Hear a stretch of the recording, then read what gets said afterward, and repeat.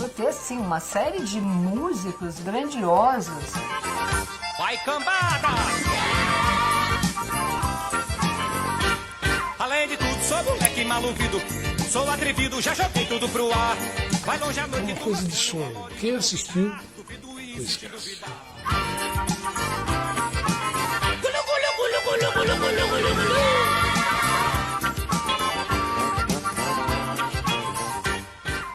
Valeu, Henrico. Aí, Leivinha, se quiser já tirar o mudo do microfone aí e ligando a câmera. Pô, que honra aí tá batendo esse papo com você. Eu tava conversando com o Thiago Matar, né, diretor. Quem não assistiu aí o Barato de Jacanga, teve um pouquinho do gostinho, vale a pena ver. É um documentário sensacional. Tava conversando já tarde com o Thiago, ele me falou um negócio interessante. Perguntei para ele como que ele, né, começou a história toda. Ele disse que estava assistindo o Woodstock na TV da sala, da casa dele, e o pai dele disse que sabia que eu fui no Woodstock brasileiro, falou para ele isso, e foi aí que começou a história toda. Nós temos uma passagem interessante também no Forró da La Cheia, o Geraldo Azevedo, há 2, 3 anos atrás, no show, também comentou, chamou o nosso festival, considera ele também o Woodstock brasileiro. Então, a gente sente aí essa sinergia, a gente acredita que o Forró da La Cheia e a Canga tem uma essência que poucos festivais no Brasil e no mundo compartilham. Aí eu passo a bola aí para você, Levinha, para você contar um pouquinho como começou essa história, o que você tinha na cabeça, o que você fazia da sua vida quando você resolveu fazer o que você fez há 50 anos atrás. Bom, boa noite para todos, obrigado pelo convite. Fiquei aqui só para deixar que ela homenageasse vocês aí atrás, né? Aqui, ó. Né? Falei, vou dar uma colher de chá para os meninos. E, na verdade, Águas Claras nasceu de uma história muito sui generis, né? A gente estava fazendo uma peça de teatro e eu escrevi, a gente estava musicando, e eu fui para a fazenda.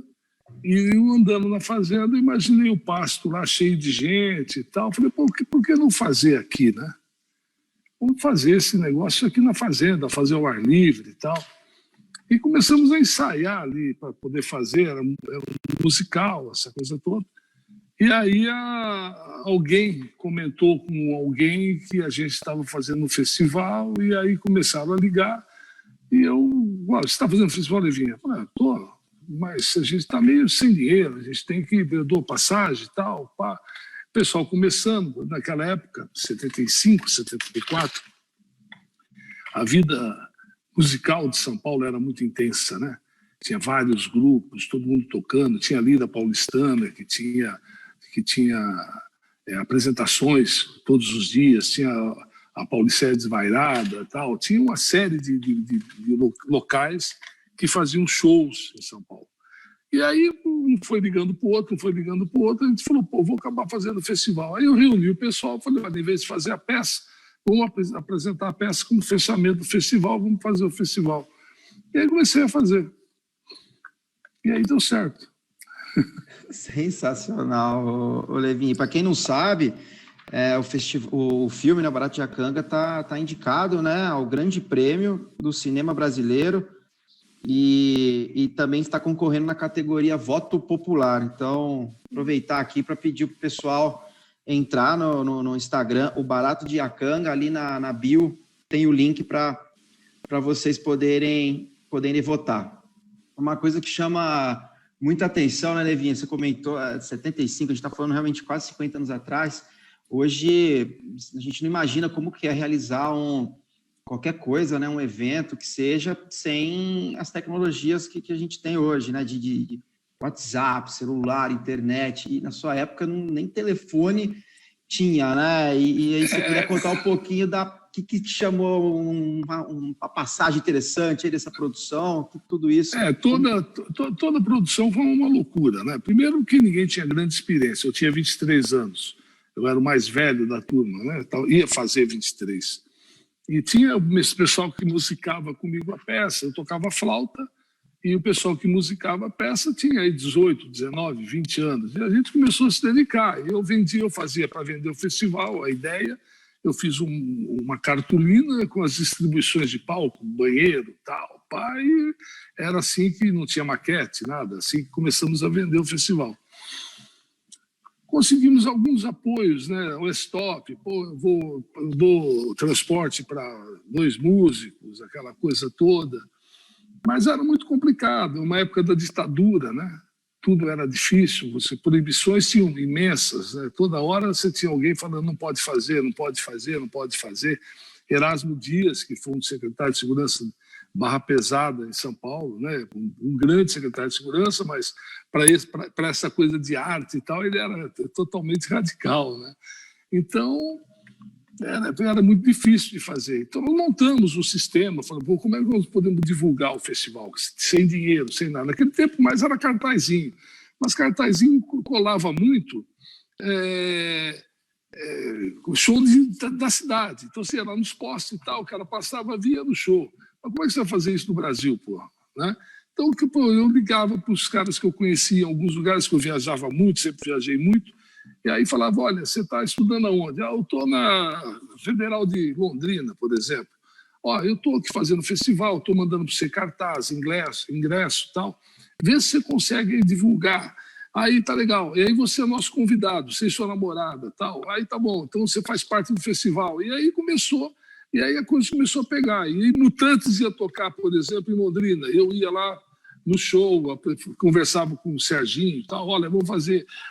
O Terço ia tocar não sei aonde. Eu ia lá e fazer. O Terço foi o último que entrou, né, nessa edição de 75, né? Porque eles tinham um empresário que era assim, muito profissional naquela época, né? E aí ele queria algumas exigências e tal. Eu falei para ele, porra, cara, não tem como cumprir essas exigências suas. Não dá, tu não vai tocar. Então, pronto. Aí os caras queriam ir, porque estava um puta buchicho, né? Aí chegou um dia, ele foi lá em casa. E a gente, como o cara era profissional, o escritório era no porão de casa. A gente montou lá um negócio bacana, com a mesinha e tal. E aí o pessoal chegou, o cara, o Gabriel Neto chamava ele. Ele está vindo aí e tal. Todo mundo deu aquela disfarçada, né? Vamos fazer que a gente é sério, entendeu? E começamos a organizar as coisas e tal. E aí ele entrou, olhou aquilo, na hora ele olhou e falou, olha, é o seguinte, eu vou assinar um contrato com vocês, mas eu vou dizer na rádio, eu acho que não vai sair essa porra, e eu vou dizer na rádio o seguinte, Deus ajuda esses meninos. Eu falei, cara, eu preciso disso. Tá legal. À tardezinha ele tinha um programa na rádio, não me lembro qual. Aí ele chegou e falou, olha, o Terço vai tocar no Festival de Águas Claras. Olha, e que Deus ajude esse menino. Eu falei, tá feito o festival, nós vamos fazer, não vai ter gente não fazer, porque o cara tá... Até ele está ajudando, né? Foi um barato. E teve o problema da liberação, né? O delegado, faltava aí 15 dias para o festival, o delegado, antes do Natal, faltavam uns 25 dias. O delegado da cidade disse, não vou deixar fazer. Eu peguei o carro, fui para São Paulo, falei, preciso falar com o dono dos porcos, né? O dono dos porcos era o Erasmo. Eu fui lá na Secretaria de Segurança. Naquele tempo, cabeludo barbudo era sinal de cadeia, né? Se passava longe da delegacia para não ter problema. Aí cheguei lá, fiquei lá uns 3 dias sentado. Chegou uma hora e falou: o que esse barbudo, cabeludo quer aqui? Eu falei: eu quero falar com o senhor. Estou fazendo uma festinha para meus amigos lá na fazenda, mas o delegado disse que não vai autorizar, mandou falar com o senhor. Quantas pessoas vão? Eu falei: eu acho que umas 2.000 pessoas. A gente vai fazer um churrascão e tal. Aí ele olhou para mim e falou: então você vai lá no DOPS amanhã, conversa com o delegado Silvio Pereira lá, tal, que está tudo certo. Eu falei: tá legal. No dia seguinte fui para o DOPS, entrei naquele puta corredor, aquelas portas maravilhosas, imensas, mas com medo, né, meu? Porra, tola na mão, né? Eu tô entrando no DOPS, porra. Tem cara que pedia para sair, eu estava entrando, porra, que louco, né? Aí, o primeiro cara que eu encontro era o Fleury. Aí o cara chega, olhou para mim e falou: para carne nova? Eu falei: porra, fudeu, tô ferrado. Aí entrei na sala do cara, a mulher olhou para mim e falou: você deve ser o cara da festinha? Eu falei: sou eu mesmo, senhora. Falou: então o doutor Silvio está esperando o senhor ali, o senhor dá 2 minutinhos, eu vou anunciar o senhor. Chegou lá no show, entrei, ele olhou para mim e falou: olha, eu quero falar. Vou falar nada. Lê esse documento aqui, se você estiver de acordo, você assina e pode fazer. Eu falei: dá a caneta. Ele falou: como assim? Eu falei: dá a caneta. Peguei, assinei. Ele falou: pô, cara, você não vai ler? Eu falei: se eu ler, eu não assino. Se eu não assino, eu não faço festival. Então, eu assino, faço festival, para a gente ver como é que fica, meu. O cara olhou para mim e falou, pô, você é louco, cara. E aí fui embora, né? É umas coisinhas assim que foram acontecendo para a gente poder fazer, né? Que loucura, Só quem já teve por trás na produção do festival sabe os perrengues que... Era terrível. E a questão de luz, né? A gente teve que puxar a luz, entendeu? E tinha que ter gerador, porque o dia que nós acendemos todas as luzes, um transformador, tal, era um transformador na época, vamos falar, pô, era, acho que 450 kVA, era um puta gerador para a época e para a região, que não existia isso. Aí ligamos, pá, acende todos, 6 horas da tarde, acende todas as luzes, tudo, liga o som, pá, pum, caiu a luz da cidade vizinha. Aí vieram avisar a gente, porra, cara, caiu a luz da cidade vizinha, estão puxando energia, tem que ligar gerador e tal. Aí tivemos que montar um esquema para ligar uma parte com gerador, uma parte com transformador, porque o gerador também não tocava tudo. Mas era uma loucura, mas era bom, foi bom. Que loucura. E você mesmo, Leivinha, quem escolhia as atrações que iam tocar nos festivais? Sim, a princípio sim. Depois eu punha na votação do pessoal. Mas no começo, o primeiro, na verdade, ele foi empírico, né? A gente foi erro e acerto, né? Foi aquela coisa do tentar fazer. Então, quem ligava, eu pedia para mandar uma fitinha, tal, para ver uma coisa mais ou menos legal.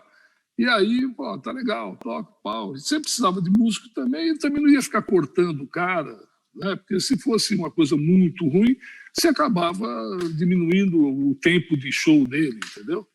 Né? Se dava tanto, tal. Mas não tivemos nenhum problema na época, não. Foi até muito legal. Tivemos bons músicos, grandes shows, alguns desses tinham pessoas que nunca tinham subido num palco grande assim. Tem um grupo de Asco, por exemplo, que existe até hoje. Ele toca jazz, tal. Pô, ele subiu no palco com metais, tal. Foi um puta show. O Napoleão era o cara que organizava. O Som Nosso de Cada Dia. O Pedrinho perdeu as baquetas, o Pedrinho Batera, ele perdeu as baquetas, acabou o show com a mão sangrando, que ele acabou batendo bateria com a mão. Foi uma coisa de louco, assim, né? Mas eram umas coisas assim, muito interessantes. Depois, em 81, aí eu já fiz questão de fazer um cast legal. Eu falava, porra, eu tenho que... Foi proibido o festival, né? Eu tinha que liberar. Como fazer, eu não sabia. Aí eu comecei a pensar, falei, pô, eu tenho que fazer esses caras pensarem que é uma coisa igualzinha deles. Se eu falar que é show de rock, cara, pô, só tem maconheiro, pá, não dá certo, né? Então tem que fazer o quê? Eu tenho que começar a mesclar.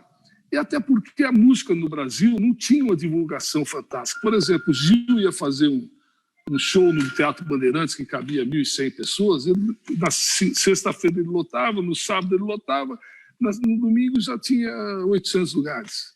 Então era uma média de público de 3.000, 4.000 pessoas para assistir um Gilberto Gil, que era o nome, o ícone na época, como até hoje, mas na época era um ícone, todo mundo queria assistir, queria ver, tal, tinha um nome e tal.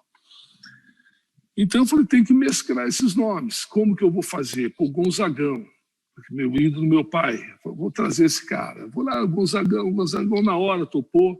Aí fui no Dominguinhos, aí fui no Gil, aí fui no Arthur Moreira Lima, que eu já conhecia. Aí fui pegando essas pessoas, Gilberto Gismonti. Aí eu fui correndo atrás das pessoas, não que faziam sucesso, mas que eram pessoas importantes para a música brasileira. Porque o objetivo era levar conhecimento musical para o interior, né? Porque não existia. Naquele tempo não tinha circuito universitário, não tinha nada. De vez em quando o Gil ia fazer um show assim, numa cidade como Araraquara, por exemplo. Mas não ia fazer em Ibitinga, Iacanga, Itápolis, né? Altinópolis, entendeu? Eram cidades que, se quisesse assistir alguma coisa, tinha que ir para lá. Se tivesse lotado, você não assistia. Então, a ideia era trazer essa cultura para cá. E não só a cultura musical, como teatro, como a gente fez teatro, exposições de livro, esse movimento alternativo de massagens, reiki, doin, e uma série de outras coisas, né? Tai Chi Chuan. Enfim, a gente foi procurando moldar isso, fazer um grande caldeirão, né? Que eu chamo muito que não era festival, era uma quermesse, né? uma quermesse brasileira, porque tinha de tudo, né? Só faltava o leiloeiro leiloando frango, mas o resto tinha de tudo. Que legal, Levinha. E acho que só reforça, né, o que eu comentei no início aqui do nosso bate-papo, que é realmente essa essência, essa semelhança que os nossos festivais possuem. O Festival Forró da Laxê, assim como a Miacanga, nós misturamos, né, grandes medalhões da música que tem uma cultura por trás do que eles fazem, né? Não tem aquele sucesso comercial, estritamente comercial, eles levam algo a mais, e nós damos espaço para grandes outros nomes, como foi o caso hoje aqui, que a gente tivemos 2 apresentações, vamos ter mais uma, todos artistas de totalmente estilos diferentes, assim como as oficinas. Então, esse equilíbrio, né, de dar espaço para quem, igual você comentou, nunca pisou num palco, às vezes, na vida, e trazer grandes nomes e misturar tudo isso é muito legal. E nós temos várias atrações que tocaram no Forró da Laxê em Iacanga, né? Por exemplo, Gilberto Gil, o Alceu Valença, Sai Guarabira, Walter Franco, não sei se você lembra dele. Walter Franco. Tá num outro... Um pouquinho antes de falecer, teve comigo. A gente esteve almoçando junto. Eu, Walter Franco, o Zé Geraldo. E, então, você tem aí um pessoal que tocou e que, pô, a gente... Olha, pra você ter uma ideia, né? Raul de Souza, né? Um dos maiores trombonistas do mundo, pô. Brasileiro, entendeu? Tocou em Águas Claras. Porque naquela época era engraçado, porque os artistas também não tinham muito essa coisa. Eu não sei bem como é que está, porque eu estou fora do mercado há 40 anos, mas não tinha muito essa coisa de exigência, eu quero toalha, travesseiro e tal. Não, porque não tinha nem jeito de fazer isso, né? Porque você trazia o cara de São Paulo, fazia um voo charter, punha os caras do Rio, de São Paulo, chegava em Bauru, rezava para descer no aeroporto, porque o aeroporto era aqueles aeroportos, tinha um prédio na frente, se inventar, tinha que sair de lado, aquelas coisas assim. Aí pegava os caras, punha no ônibus, levava para o hotel, pegava o cara que estava no hotel, levava para Iacanga, pegava o cara que tocou, levava para o hotel, aí pegava esse cara, levava para pegar o voo de volta, que era aquele avião que trouxe o cara e tal, e aí você ia fazendo essa loucura. Então, as exigências eram assim. Erasmo, por exemplo, queria um Landau, o empresário do Erasmo, que era um Landau para levar Erasmo. Então, Erasmo foi trator, entendeu? Não tinha jeito, porque, porra, choveu pra cacete, não passava carro, tivemos que abrir cerca, contratar trator para puxar carro, para tentar desimpedir a estrada e tal. Então, eram umas coisas assim muito loucas, né? E nunca com certeza de nada, porque você não sabia onde que chegava a sua divulgação. Hoje, por exemplo, você tem internet, você sabe, tem 50 mil pessoas me vendo, tem 10 mil pessoas, tal. Então você sabe mais ou menos que no universo pode te atingir X pessoas para ir no seu evento. Naquele tempo você não tinha esse número, né? Você tinha assim, olha, eu acho que vem tantas pessoas, entendeu? Ingresso vendido, você não conseguia saber, né? Quantos ingressos? Olha, nós tivemos, aí que tá. O primeiro ingresso em banco no Brasil, quem pôs fui eu, em 81. Não existia. Quem fez o nosso ingresso naquela época, a gente tentou fazer uma coisa bem organizada em 81. 85 foi na porra louquice. E foi o melhor para mim, o que eu mais gostei. Não perdi dinheiro, empatei e tal, deu para sair mais ou menos. Mas o grande barato foi a hora que meu pai falou para mim, falou, filho, você está louco, 5 mil pessoas, nem Getúlio Vargas põe isso no comício. Eu falei, então tá bom, pai. Chegou a noite, bicho, aquela puta fila de carro, assim, 10 quilômetros de carro, aquelas luzinhas acesas, ele olhou e falou, porra, cara, vai vir gente pra burro. Eu falei, rapaz, já tem umas 10 mil aí dentro, vai chegar umas 30. O que nós vamos fazer? Eu falei, agora? Agora nada, agora fala com o Getúlio que você pôs mais gente do que ele no comício. Aí que ele ia morrer, mano. Você é louco, você é irresponsável. Tal. Aí, pô, aquela coisa de louco. Mas deu tudo certo, nunca tivemos uma briga, nunca tivemos uma discussão, nunca tivemos uma batida de carro, nunca teve qualquer tipo de problema nesse sentido. Foi muito legal. Porque existia uma energia que fluía ali, né, meu? E essa energia, ela corria do palco para o público, do público para as pessoas. Aquilo corria e fazia era todo mundo se ajudando. A essência do festival, né? Eu falo assim, Rock in Rio é um puta show, bacana tal, mas não é festival, são shows. Porque a essência do festival é aquela coisa da energia que flui, onde você chega e fala, pô, eu estou uma panela, você tem arroz, tem, eu vou buscar água, a gente junta nós 3, 4, cada um dá uma coisa e faz a comida, e troca informação. E, na verdade, Águas Claras, naquela época, era o chat de hoje, né? O cara pega a rede social, o cara vinha do Rio Grande do Sul, com uma porrada de ideia, uma porrada de vontade de conversar, encontrava um cara do Piauí e um cara do Rio de Janeiro, e eles sentavam no mesmo lugar e trocavam ideia.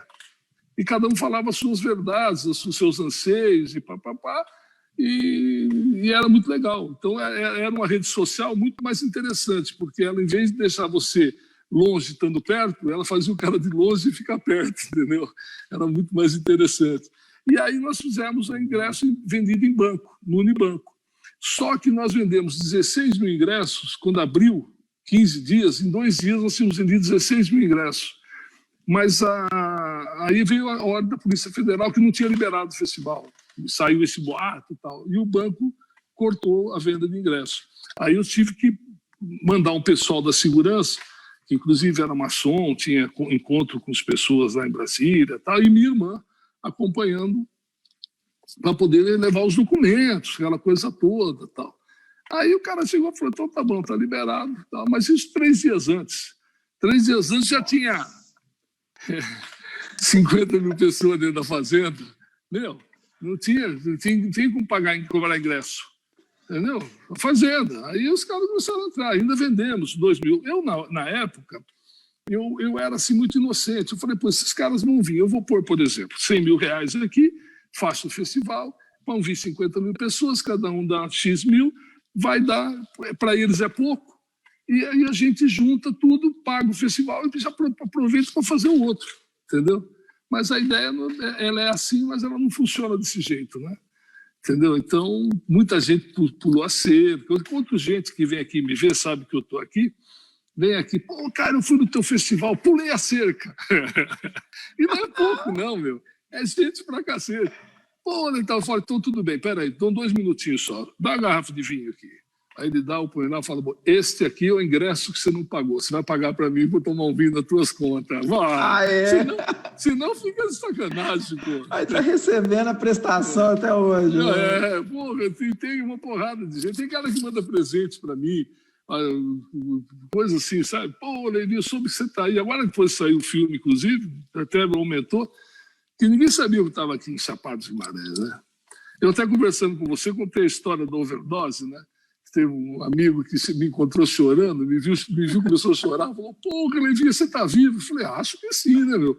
Não, porque eu soube que você morreu em Nova York de overdose. Eu falei, puta merda, bom, ainda bem que foi em Nova York, né? Porra, pô, morrer ali no Peba, mas é foda. Mas era muito louco, né? Que loucura, para quem não sabe aí, né, Leivinha? Hoje está na Chapada dos Guimarães, né, com um restaurante, uma pousada, recebendo... Tem um restaurante, uma pousada que se chama Atman. Se você puder entrar no site, no Instagram, Atman Restaurante. Tem um visual lindo, uma coisa maravilhosa. Inclusive, eu fiz uma foto da lua cheia hoje para mandar para você de presente, porque é uma lua muito bonita. E aqui ela nasce na cara da minha casa, assim, né? Eu tenho uma vista aqui de 60 quilômetros, o negócio é muito bonito. O visual todo é muito bonito. E eu sempre morei assim, né? Deus, nesse ponto, me ajudou muito. Ó, você vai morar tal, você vai ser esse Leivinha que você é, mas você vai morar num lugar bonito. Então, eu estou aqui fazendo teste para ir para o céu. Não, fantástico. E diz que você mora no paraíso. Não, estou fazendo teste. Estou vendo se é bom mesmo. E nós escolhemos a data da lua cheia justamente que ela traz uma energia diferente, né? Até tivemos aí uma poesia muito legal no início da live e a lua cheia é realmente diferente. Leivinha, você trouxe 2 artistas que eu acredito que qualquer festival no Brasil e no mundo gostaria de ter tido a oportunidade de ter em seus palcos, né? Que, entre vários outros, mas 2 muito emblemáticos, que foram o João Gilberto e o Raul Seixas, né? Você conseguiu levar o João Gilberto. E o Raul também, fantástico, né? A filha dele teve no nosso festival, adorou, foi muito legal. E nós temos alguns artistas que a gente tenta trazer todo ano, os João Gilbertos de hoje, vamos falar assim, de amanhã. O que você fala pra gente? Como que foi essa negociação com eles e como que foi a experiência de ver acontecendo um show do Raul Seixas e do João Gilberto que você proporcionou? Conta um pouquinho pra gente isso aí. O Raul, na época, ele era meio tido como maldito, ele estava meio sem gravadora e tal.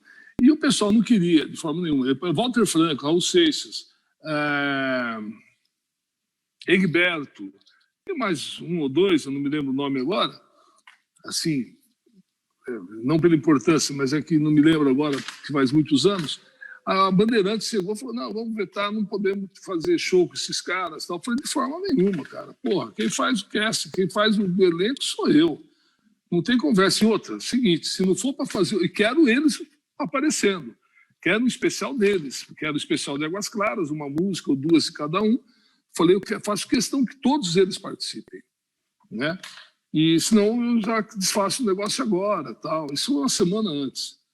Aí o Raul não estava ainda contratado. Né? Eu estava meio tentando procurar o Raul. Aí me ligaram em casa. Olha, tudo bem? Eu falei, tudo bem. Olha aqui o empresário do Raul e tal. Foi o empresário do Raul. Falou, é que é o Raul, cara. Eu falei, mas você faz Raul? Que Raul, porra nenhuma, vai ligar para mim, Raul, pô. Aí ele falou, eu queria falar com você. Eu falei, então vamos se encontrar. Onde você está? Aí nos encontramos lá na Consolação, um barzinho lá na Consolação. Acho que foi na Consolação. Ali naquelas quebradas da Antônio, sei lá, esses lugares. Aí ele chegou para mim, começou a conversar, falou, olha, eu queria tocar, como é que é? Eu falei, qual o seu cachê? Ele falou, vocês estão pagando cachê? Eu falei, estamos, nós não estamos pagando cachê de show individual. Eu falei, nós estamos pagando, a gente negocia um show, porque são 10, 12, 15, 20 artistas, eu não posso pagar um show. Se você cobrar 100 mil para fazer um show sozinho, é uma coisa. Mas se cobrar no meio de tantos artistas, falou, não, era X reais. Está fechado. Eu mando para você, tem o grupo, tudo tem, então quantas pessoas são, ele já me deu todos os dados, peguei o contrato que já estava ali, né, preenchemos na caneta, o que tinha que preencher na caneta, que era uma coisa que a gente fazia também, que no fundo é ilegal, né? Hoje eu sou advogado, não sei que é ilegal, que não funciona, é nulo, né? Mas aí fizemos, porra, foi um tremendo cara, olha, fantástico, um cara maravilhoso, conversamos muito, tem algumas coisas assim, que ele chegou em casa, tomamos umas, ele gostava de tomar umas, né? Um cara que foi comigo em alguns programas de rádio, então foi muito legal. E o João Gilberto é uma figura, né? O João Gilberto, eu tinha contato com o Beto Ruschel, que era um dos diretores da TV Bandeirantes. E falei para ele, pô, cara, eu preciso levar alguém agora. Já levei Gil, Raul e tal, precisava levar alguém, pensei em João Gilberto. Ele falou, pô, eu conheço o João, mas ele não vai. Porra, então vamos ouvir dele, que ele não vai. Aí eu peguei e falei para ele, faz o seguinte, quem é o empresário dele? É o Crico. Aí eu falei, eu vou falar com o Crico e você vai falar com o João. Olha, que o Crico chegou, a gente com esse jeitão e tal, pô, o cara ficou cativado, puta, cara, que isso é legal, pá, não sei o quê, ficamos curtindo, pá. Aí eu falei, pô, bicho, não precisava levar João, vai ser uma coisa fantástica e tal. E nisso o Beto foi falar, o João falou, que Águas Claras do caralho, cara, você tá ficando louco, tal, essas coisas. Inclusive no filme o Betinho, ele conta isso, Beto Ruschel, foi o cara que fez as tomadas, o diretor de imagem do show do João, que o diretor-geral era o Roberto Talma. Aí o Beto ouviu e falou, o João falou isso, eu falei com o Crico. Aí ele pegou e falou, vamos ver. Passou uns 2, 3 dias, chamaram o Beto lá. Pô, tal, mas e aí, que eu preciso, tal, eu quero um carro para ir. Eu falei, tá fechado. Liguei pro Beto, tá fechado, pode mandar ele vir e dar o carro na mão dele. Mas ele não sabe dirigir, né, gente? Eu falei, foda-se, porra. Pô, põe no seguro o carro e deixa ele ir, ele tem que chegar. Aí pusemos um cara para dirigir com ele. Aí pusemos o Tomás, né, que é o cara que cuidava dos artistas para a gente, e ele pegou o Paulinho e pôs lá para dirigir com o João Gilberto. Que era uma loucura, né, porra? Então, as histórias assim são muito loucas. Ele exigiu do Betinho, por exemplo, cordas Gold, o violão que é mais frio ou mais quente. Umas exigências assim ele teve. Mas coisa muito simples. Eu estava todo mundo com medo que ele não subisse. Eu, na verdade, eu apostei no fracasso, né?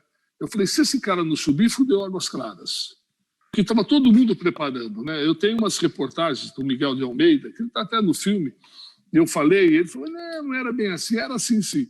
Ele fazia reportagem dizendo assim, tá tudo bom, mas, né?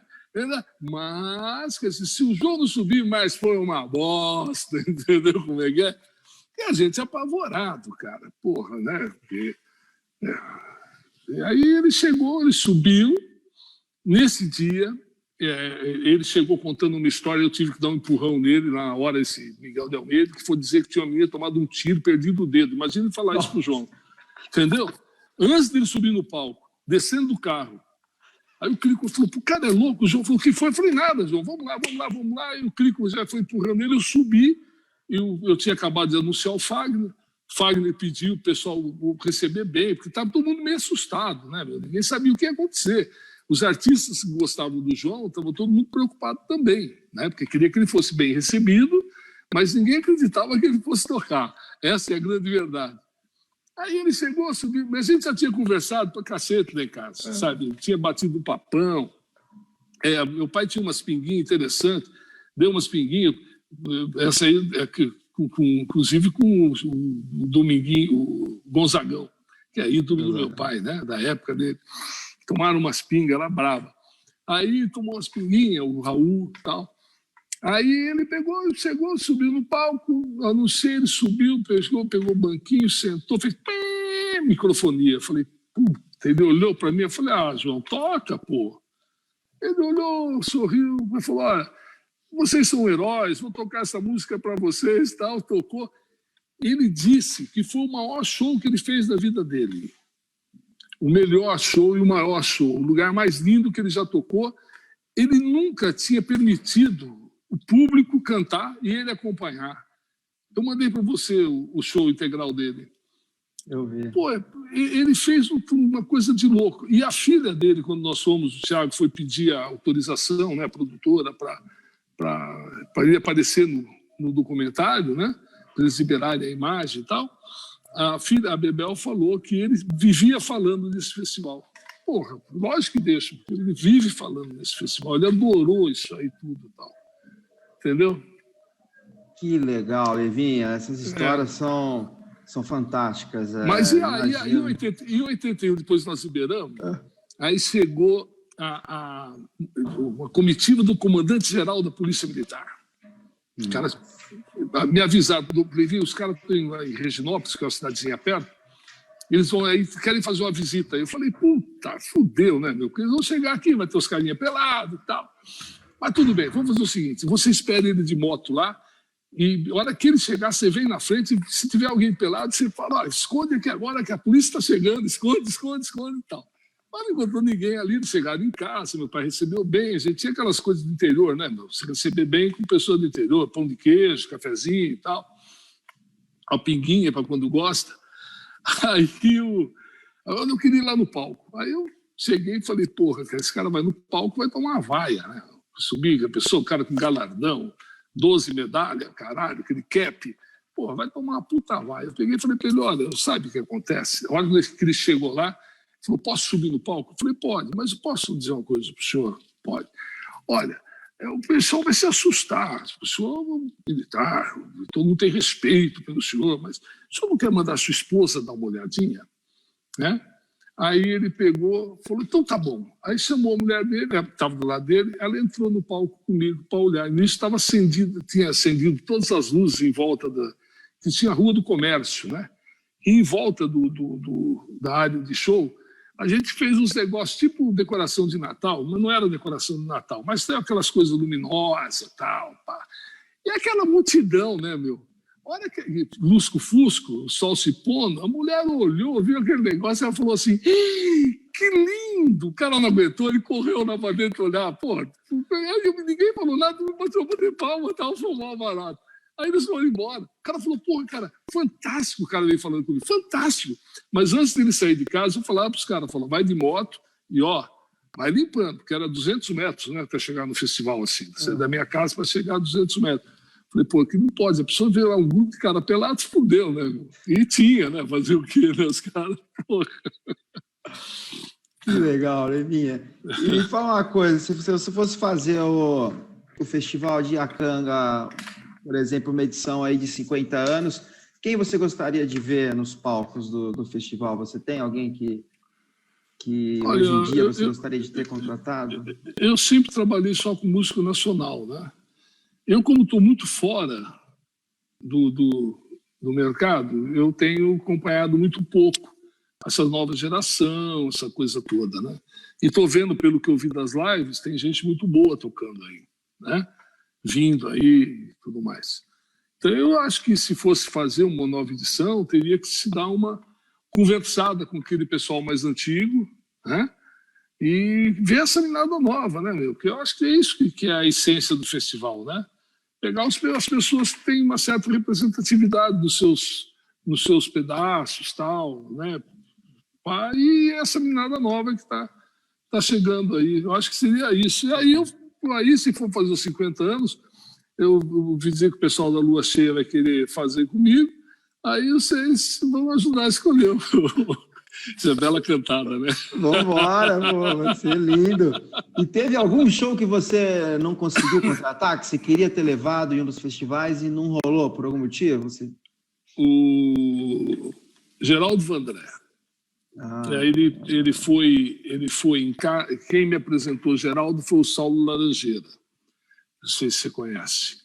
É lá do Vale do Jequitinhonha, essas coisas todas. Fantástico. E ele levou o Vandré lá em casa, lá no meu escritório, ali na Rebouças, né? E a gente começou a conversar. Aí chegou uma hora, ele fechou os olhos e tal, ficou lá 1 hora de olho fechado. Eu fiquei de ponta cabeça, fazia yoga, fiquei de ponta cabeça, enquanto ele ficava meditando lá, eu medito aqui, né? Fiquei lá. Aí ele, acho que se tocou, falou, tudo bem? Eu falei, tudo bem, voltei e tal. E aí, tal, não sei o quê. Mas na hora que nós estávamos quase que acertando a apresentação dele, entrou alguém na sala e falou alguma coisa que ele não gostou. Eu não me lembro o que foi e quem foi agora, porque tinham várias pessoas no local. Mas falou alguma coisa de segurança, porque talvez fosse alguém ligado à produção, entendeu? E aí ele tal, eu vi, aí falou, bom, depois a gente conversa, pegou o Saulo pela mão, saiu com o Saulo. Depois eu encontrei com ele várias vezes na Bandeirantes, ele circulava lá na TV Bandeirantes, mas sem trocar ideias sobre o festival. Mas esse foi um que eu não levei. E teve os shows que nós levamos, mas não conseguimos colocar no palco em 84, né? Pô, foi Bezerra da Silva, Clementina de Jesus, o próprio João Gilberto que voltou. Tanto que gostou que voltou, né? Pois é, aí muitos outros, assim, que eu não me lembro agora de cabeça, porque esse de 84 foi uma loucura, né, cara? 84 o vento batia de frente, era vento de, sei lá, 100 km por hora, e derrubou toca-fita, estourou o teto, foi uma coisa de louco, né? E aí eu vi o risco que eu estava correndo, porque eu já estava pensando no festival, porque sabe o que acontece? Eu apresentava o festival. E ali você percebia aquela energia correndo, você via as coisas acontecendo, né? E eu vi que já estava acontecendo uma coisa diferente, tinha interrupções do fluxo de energia no lugar. Eu falei, estava na hora de parar um pouco. Mas com aquele tempo, com aquela loucura, eu sem telefone, sem poder...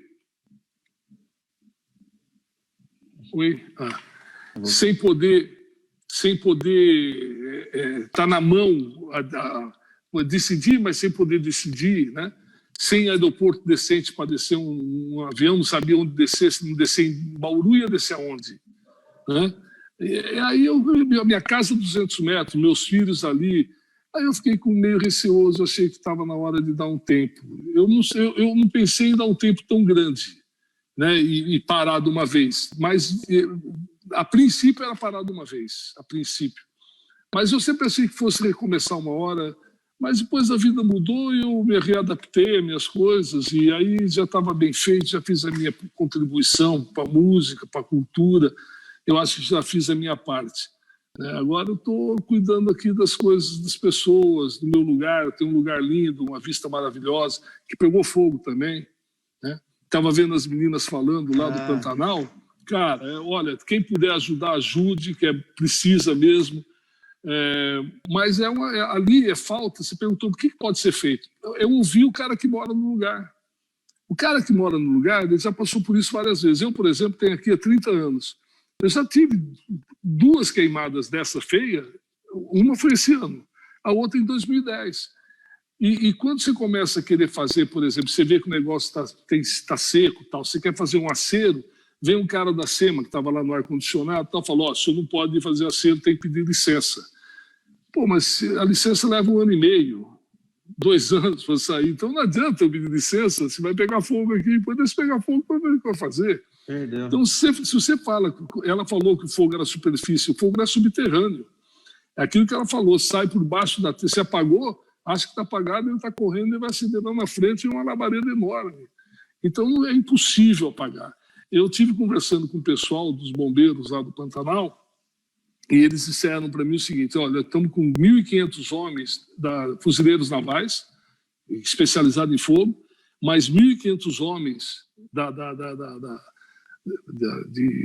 de brigadistas, essas coisas todas, 10 aeronaves, e falou, é dinheiro jogado fora, porque não vai apagar o fogo, não vai apagar, só se chover.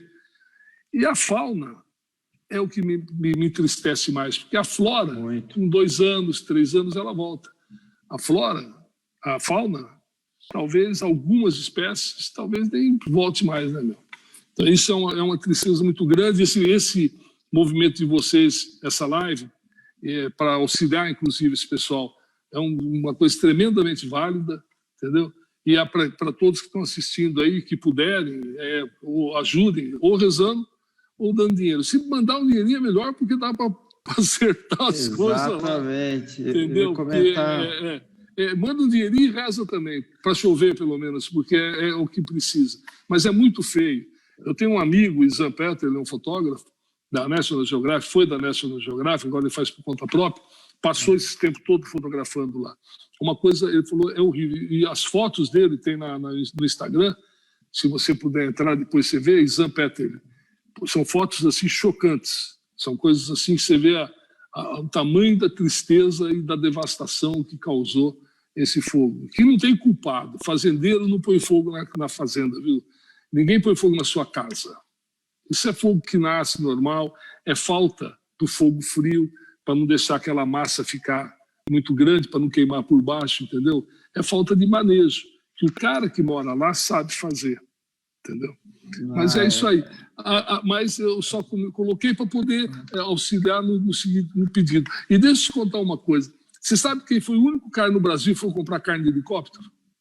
Fui eu. Você teve que comprar carne de helicóptero?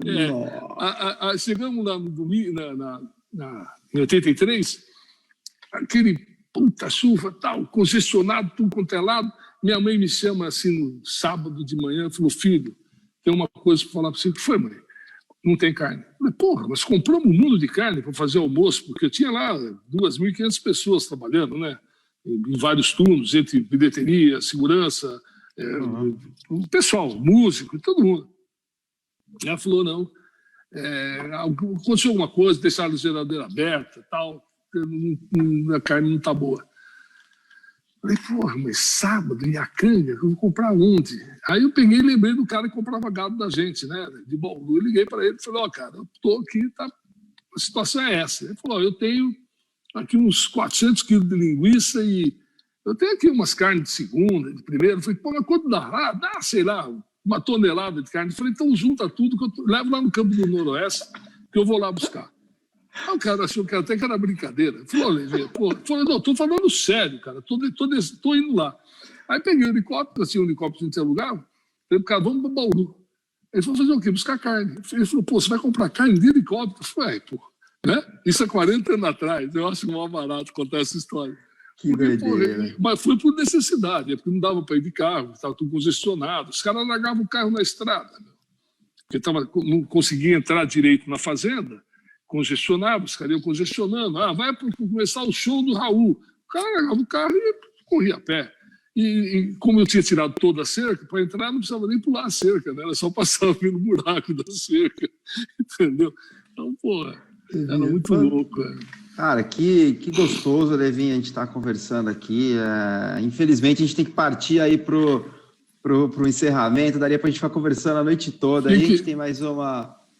Foi um prazer estar aqui com vocês, agradeço o convite. Mas antes de despedir, eu queria até só deixar uma última... Que você fizesse o último comentário aí, antes de você se despedir, né? A gente cria um... É muito interessante tudo isso que você falou, vou dar um apanhadão geral e passar a palavra para você encerrar.